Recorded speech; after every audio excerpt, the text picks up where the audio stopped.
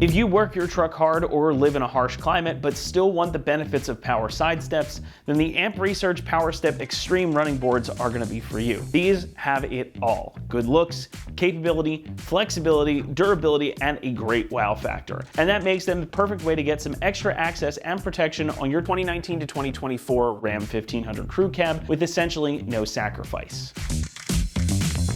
Now, we talk about a lot of side steps around these parts, but the PowerStep Extremes take all the good stuff that AMP Research usually includes and kicks things up a couple of notches. Now, these are, of course, as the name implies, a power step. They're designed to deploy the moment you open the door, and it's a cool party trick. The benefit to a power step like these is twofold. When they're extended, they drop much lower than a traditional fixed side step, meaning that you'll have better access to the cabin. And when they're retracted, they are almost invisible since they sit up right against the rocker panels. And that's going to help maintain your ground clearance and give your truck a super clean look. Since nothing is hanging down low in a fixed position like a more traditional side step or running board, having these on has virtually no impact on your overall ground clearance or breakover angle. So if you do some more challenging off-roading or overlanding, there's less a chance of these getting snagged on something, and they're going to provide your rocker with similar protection to a smaller side step or even a rock slider. And when these do deploy, it's again almost immediately upon you opening the door. By the time you got it open even a small amount, the boards are down in their lowered position, dropping 13.5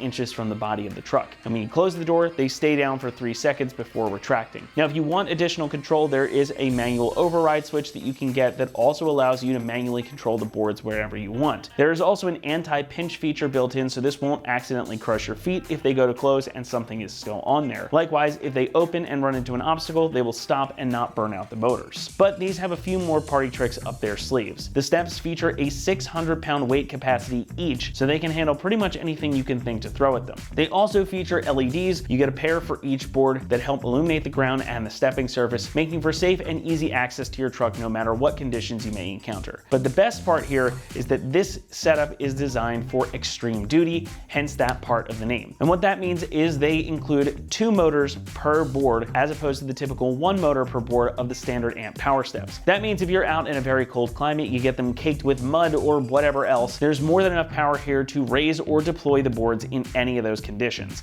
And the wide step surface and the texture grip here mean that you'll be able to get a foothold even if it's really slippery outside. Now, I've only got a couple of these things up on the table here because otherwise it would get way too cluttered, but you get 4 of these motors in the kit and they each attach to one of the idlers here. So this is going to help kick them out very, very quickly and very easily, and again, very reliably. The steps are constructed using die-cast aluminum, which is anodized and then finished off with a military-grade PTFE coating. The steps themselves are made from die-cast aluminum and then finished off with this really nice textured black powder coating. The step surface is a massive 6 inches wide, and that textured black powder coat goes all the way around here to give you some extra grip as well. Plus, you've got the LEDs that are included here for some extra visibility, and you get all the brackets, wiring, and motors included in the kit. These, again, feature those 2 motors per board, and in addition to the power they provide, that means there's a bit of redundancy built in, which is nice to see. If one motor fails, you'll still be able to deploy or retract the step on that side should you need to. And these come with a 5-year limited warranty for some added peace of mind. Pricing is about the only place where you should plan on sacrificing anything. Coming in at around $2,400, these do command a premium price, but they are certainly a premium option. And in my book, if you've got the room in your budget to get these, they make a great addition to your build because they do everything and they look really slick when they're installed. Installation is going to get a 2 out of 3 on our difficulty meter and should take you about 4 hours to complete. While the boards bolt right onto your truck without modification, there is a bit of wiring involved for the lights and the control module. But it's definitely a job you can do at home, and most of it is already done for you. Really, the thing you're going to have to spend the most time on is probably these little lights here. But we're going to walk you through that process step by step right now, so for that, let's head on out to the shop and get to it. Alright, for this install, you would need a 3/8 driver, a 3/8 ratchet, various wire crimpers, and various wire strippers. You need a pair of side clutters, also a panel removal tool, a 13mm wrench, a 10mm wrench, a 13mm socket, a 3/16 hex bit, and also a T25 Torx bit. Today we're going to be installing a set of power side steps on our Ram. Let's get started. Alright, the first thing we're going to need to do before we can get these brackets installed is we're going to need to install our motor assemblies onto the actual brackets. Now we're going to remove the shipping tape off of these covers right here. We'll just peel up and we'll get this out of the way, which will then, when we pull this cover off, it'll expose the gear on the inside. We're gonna leave this cover on. That's just tape, is just to hold it on there. And we're gonna place the motor right on top and screw it down. All right, now with the cover off, you do have to extend these fully so you can get these mounted up, because once you put the motor on, you will not be able to turn these at all. So with the cover off, just wanted to show you that. Now we're gonna slide the cover back on, and we're gonna line up the motor gear into its proper position and slide that right on. And we'll start with one screw of the provided hardware. And we'll just get them lined up like that. Now we can tighten this down with our T25 Torx bit.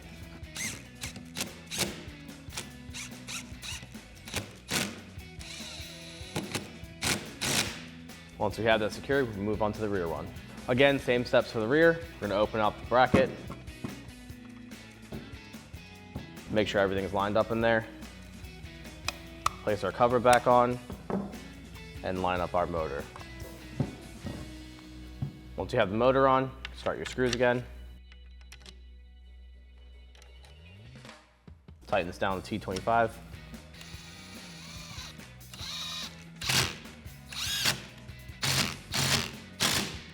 Once you have that secured, now you can install these on the vehicle. And you can repeat this for the other two motors on the other side.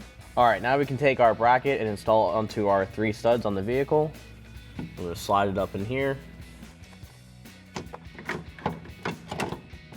And once we have that in position, we can take the provided hardware and thread those on. One stud on the closest to the wheel is kind of hard to see.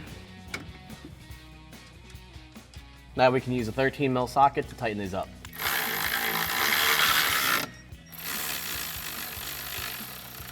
Now we can use our 13mm wrench to tighten up the last bolt.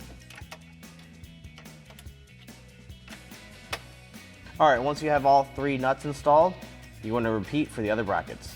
All right, now that we have our wire harness section out, this looks like a lot, but we're going to tuck it away once we get everything routed. We're going to start by removing the fuse out of our connector, pull that out, and we're going to set that off to the side. And then we're going to attach our negative to the negative side of the battery. Using our 10mm wrench, we'll undo this nut.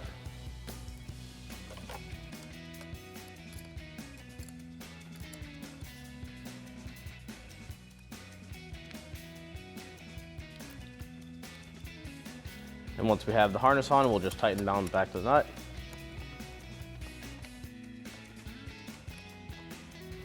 And this is the most convenient location for us. If you have a junction block, you can attach it to that, or anywhere you find necessary on the negative cable. Now we're going to repeat the same process for the positive side. We're going to remove the 10mm nut with our 10mm wrench. Attach our harness.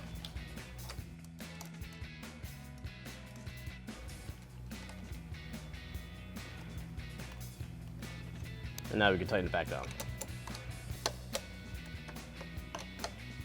All right, once we have those 2 secured, we can now start laying out our harness. All right, at this point, to get things out of the way, we're gonna take our passenger side harness and tuck it underneath the cowl in between this harness pack right here. And once we get that tucked in there, we can come back through and attach some zip ties just to keep everything in place. All right, now that we have our harness semi-laid out, we're gonna drop the end of it down towards the floor through the frame, and then we can pick that up later.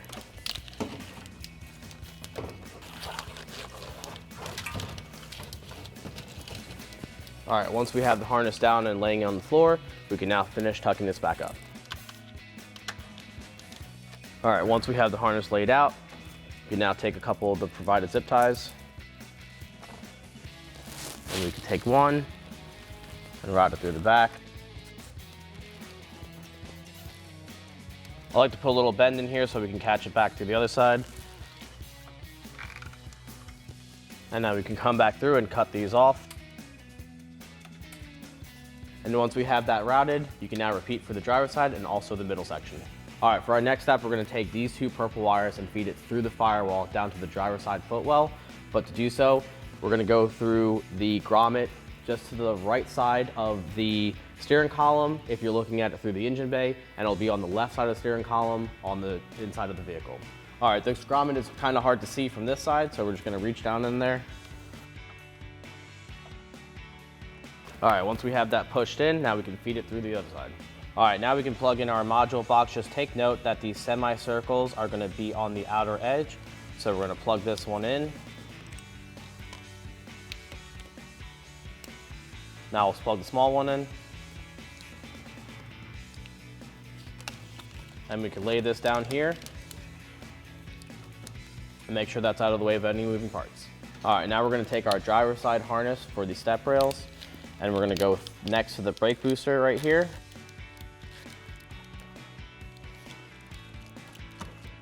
And we're gonna drop this all the way down till it reaches the floor.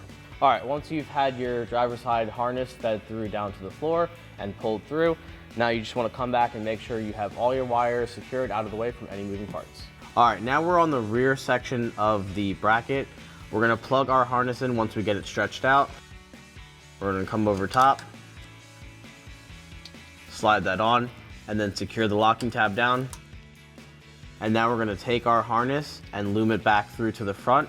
And we're also gonna zip tie and secure this all the way down.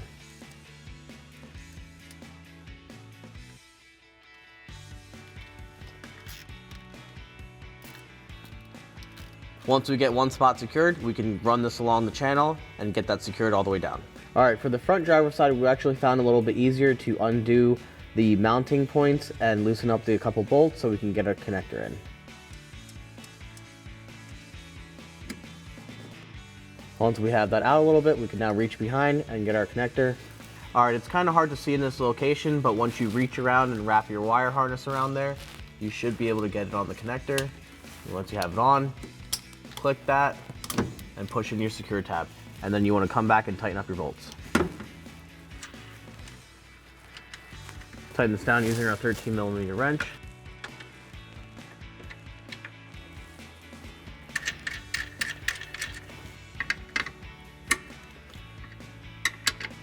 All right, once we have all this tightened down, you want to repeat for the other side.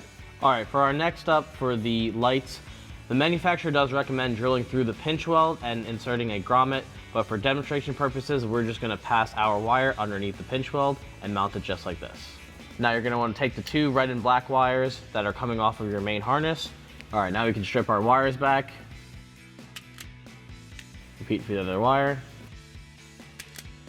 And now we can take our connectors and crimp these down.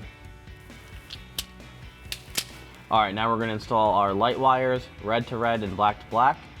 What I like to do is start off with the connector in the crimpers, and then we'll insert our red wire on the red side. I'll crimp that down and repeat for the black wire.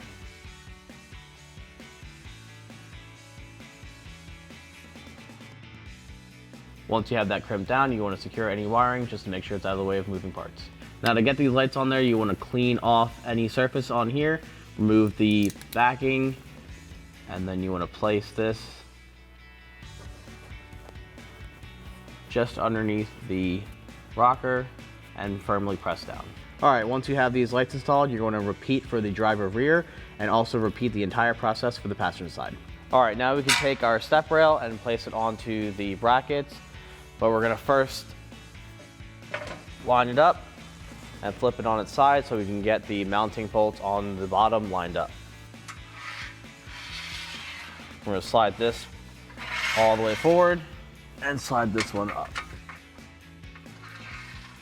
Once you get that roughly lined up, now you can lay it flat and get your bolt started.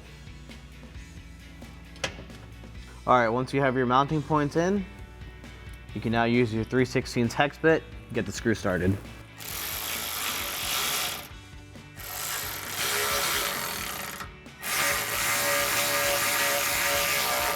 Once you have those in, you can move back up to the front and tighten those up and make any adjustments you need to, and then you're gonna repeat the same exact process for the other side.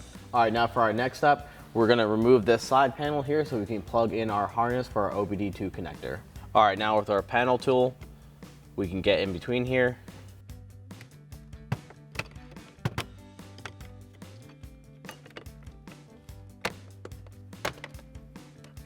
Pull that out of the way. All right, the main purpose of removing this side panel is to locate this green connector block right here. What you're gonna do is plug in the white connector on the OBD2 on any port there. It's really hard to see, so we're gonna plug that in on the back end and then feed this down through. All right, we were able to plug ours in into the top section there. Again, any port will work. Now you're just gonna feed this whole assembly down through the bottom.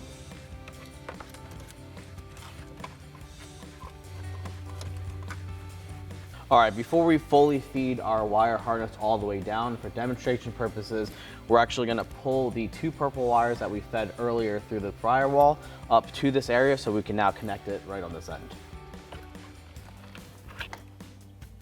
All right, these are our 2 firewall wires that we have, and we're now gonna connect them to our 2 purple wires on this end. Now we're gonna take the special connector and unscrew one end, set this end aside, and we're gonna take one end of this and slide it onto our wire.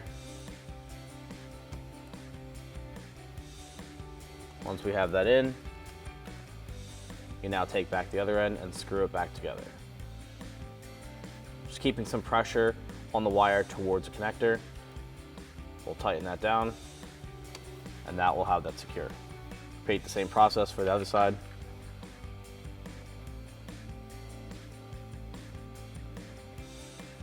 Now that you have both sides secure, we're gonna repeat that for the other side. One thing to take note, this is a purple wire with a black tracer, and this is a solid purple wire. We may need to trim some of this off. We'll slide that end in.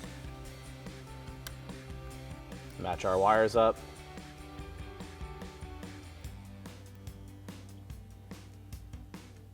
And make sure that's secure.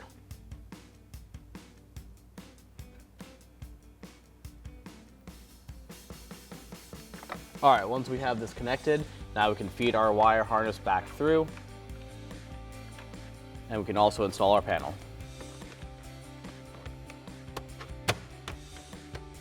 And now we're gonna pick up on the harness on the bottom end. All right, now that we found our harness down through the driver's footwell, we're gonna take our OBD2 connector and plug it into our OBD port. All right, once we have that plugged in and secured, we're gonna wanna take any extra wiring and tuck it up out of the way for any moving parts and secure that down. All right, once we have everything secured and on and plugged in, we can now take our fuse and put it back on the inline connector and secure that back up. That's going to wrap it up here for our review and install the Amp Research PowerStep XTreme Running Boards fitting 2019 to 2024 Ram 1500 crew cabs. Thanks so much for watching, and for all things Ram, be sure to keep it right here at AmericanTrucks.com.